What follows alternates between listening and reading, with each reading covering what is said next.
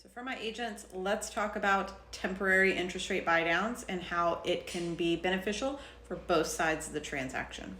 So we know everyone hates interest rates. That's a common thing, that if those were lotto numbers, we'd all be winning at this point. So while we can't change interest rates can be extremely expensive to buy down and everyone is holding their breath for refinances, there are options out there with temporary interest rate buy downs. So temporary interest rate buydowns come in two forms. There are seller paid buydowns and lender paid buydowns. For the seller paid buydowns, those can come anywhere from a 1-year reduction all the way to a 3-year reduction.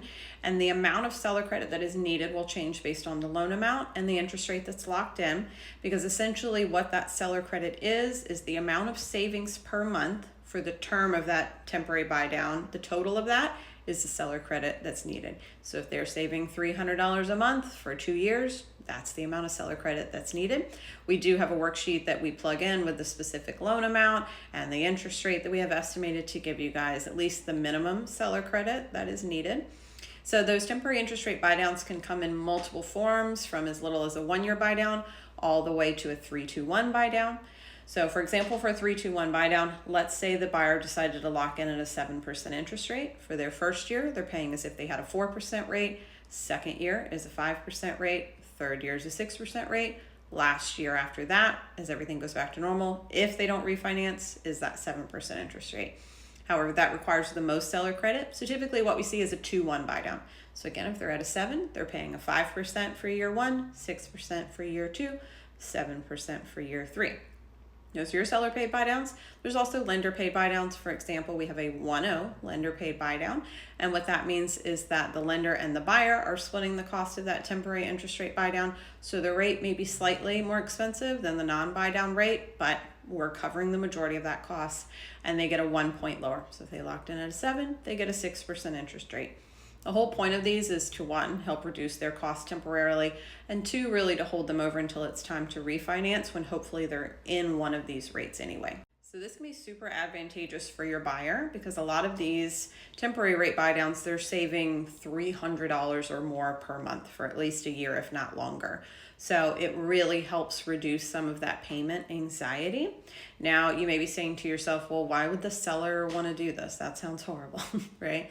So it is a negotiation tool, though, because we know, again, sellers are worried about what? Proceeds, and 2, days on market. So if you've had a home that's been on the market a long time already and you know you're going to ask for seller credits, it may be worthwhile to talk to me as the lender first and see how much you may need for that temporary rate buydown. I cannot guarantee you every lender is going to offer it, though. We do. So these are specifically if we have buyers and sellers together. So it's a good idea to see what that credit might need to be and how much your buyer has in closing costs. If they can cover their own closing costs, 9 times out of 10, they want the temporary interest rate buydown. Again, they can save $300+ a month sometimes. That's what's most important to them.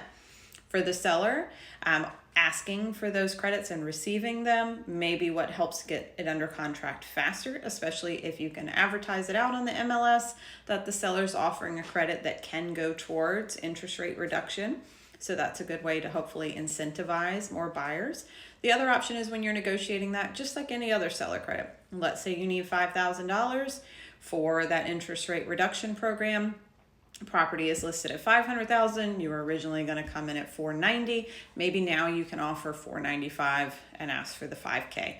We're talking about, a $25, $30 change to that person's mortgage. They're not going to feel that, and it's probably going to be worthwhile to you to win that offer and get them that temporary rate buydown.